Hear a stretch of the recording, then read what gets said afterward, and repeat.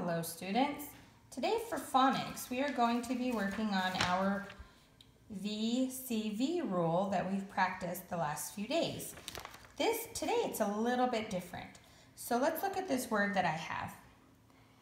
Remember, the first thing we should do is look for any obvious coding. So are there any suffixes or final stable syllables? No, there aren't.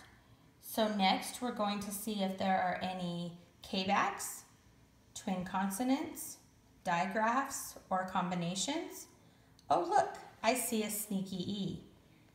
So I'm going to cross out the sneaky E. That sneaky E sneaks behind the consonant K, scares the A, and makes the A say its name, so we code it with a macron. Okay, next we need to find the vowel pattern and then divide the word into syllables.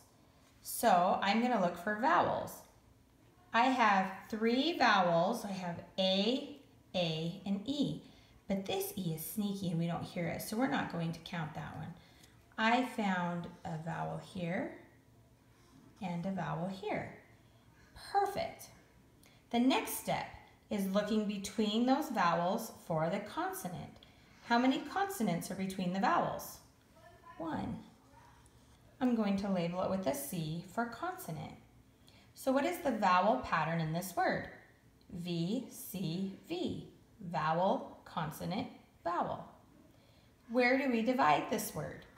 Remember, we learned the last few days that when we have a VCV word, we divide it after the first vowel.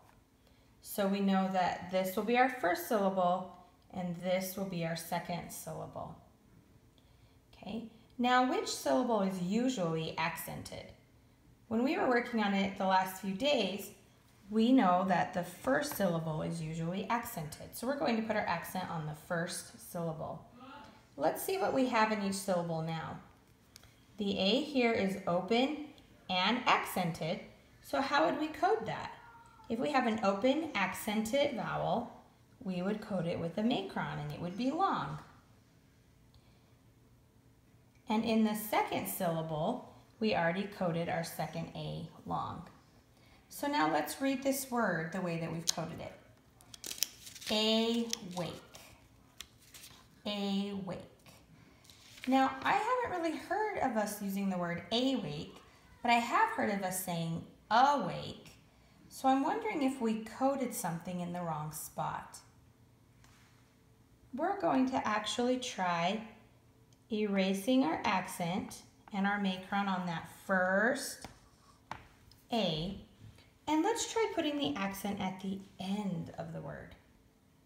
This time, my A is open. It means it's the end of the syllable, but it's not accented. So if the A is not accented, but it's open, instead of saying A, it's going to make the schwa sound. And remember, the schwa sound says and we code the schwa kind of like an upside down E or a backwards 6. And that reminds us that that A does not say A or A, but it says So let's read this word now. Awake. Awake. That is a word. So we have to remember that usually the accent will go on the first syllable, but sometimes that word wouldn't make sense and we put the accent on the second syllable, and instead of the A saying A, the A would say Now I have a couple more words to look at.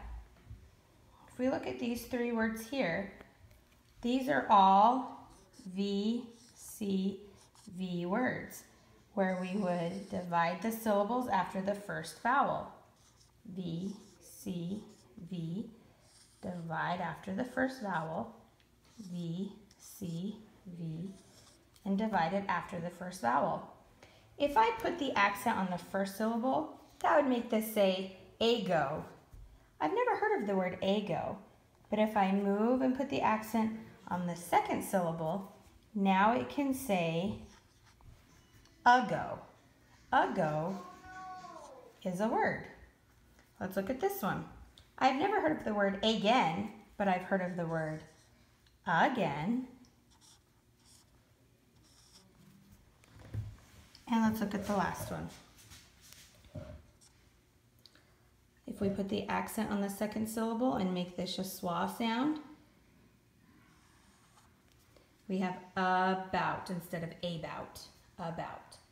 Okay, so this rule today is important because we have to remember that sometimes A can make a different sound than just A and A. Remember, we've learned that A actually can make 4 sounds. A can say A, it can say A, and now we know that it can say and the last sound, it can say ah. Okay, today we're focusing on how A can say All right, see you later.